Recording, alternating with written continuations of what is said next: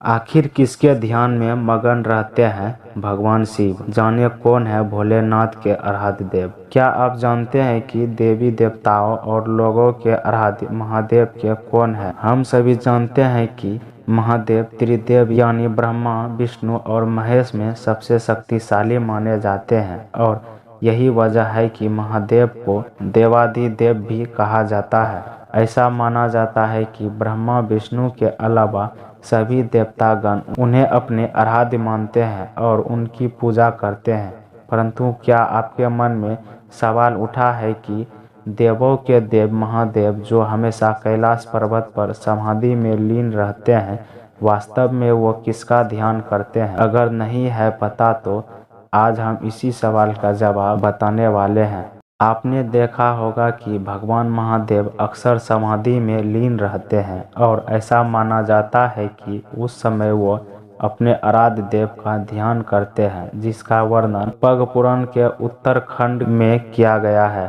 पद्म पुराण में वर्णित कथा के अनुसार एक बार माता पार्वती ने महादेव जी से पूछा कि प्रभु कृपा करके बताइए कि आप जब भी समाधि में लीन रहते हैं तो आप किसका ध्यान करते हैं? तब भगवान महादेव ने कहा कि देवेश्वरी, मैं तुम्हारे इस प्रश्न का उत्तर जल्द दूंगा। फिर कुछ दिन के बाद भगवान महादेव बुद्ध कौशिक ऋषि के स्वप्न में आए और उन्होंने ऋषि को आदेश दिया कि तुम राम रक्षा स्तोत्र लिखो। परंतु ऋषि कौशिक ने बड़ी ही विनम्रता से स्वप्न में ही भगवान महादेव से कहा कि प्रभु, मैं राम रक्षा स्तोत्र लिखने में असमर्थ हूँ। तब भगवान महादेव ने स्वप्न में ही पूरा का पूरा राम रक्षा स्तोत्र का सुनाया। फिर अगले दिन बुद्ध कौशिक ऋषि ने उसे लिख दिया। उसके बाद भगवान महादेव ने माता गौरी से कहा कि हे देवी, मैं हमेशा राम नाम का स्मरण करता हूँ।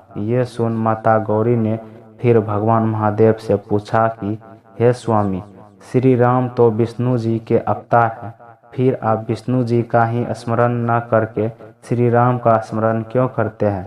तब भगवान महादेव ने कहा कि हे देवी, मैं राम का स्मरण इसलिए करता हूँ कि क्योंकि जैसे प्यासा मनुष्य बड़ी व्याकुलता के साथ पानी को याद करता है, उसी प्रकार मैं भी आकुल होकर विष्णु जी के ही साक्षात स्वरूप का ही स्मरण करता हूँ। जिस प्रकार सर्दी का सताया हुआ अग्नि का स्मरण करता है, वैसे ही देवता, पितर, ऋषि और मनुष्य निरंतर भगवान विपुष का चिंतन करते हैं।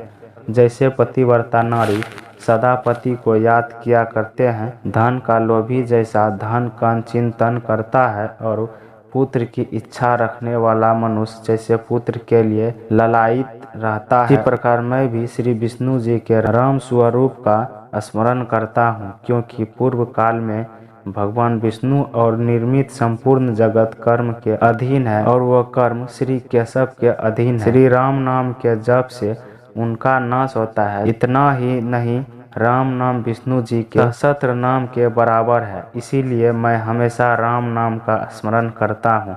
परंतु ये भी अद्भुत संयोग ही है कि भगवान राम स्वयं भगवान शिव की आराधना करते हैं।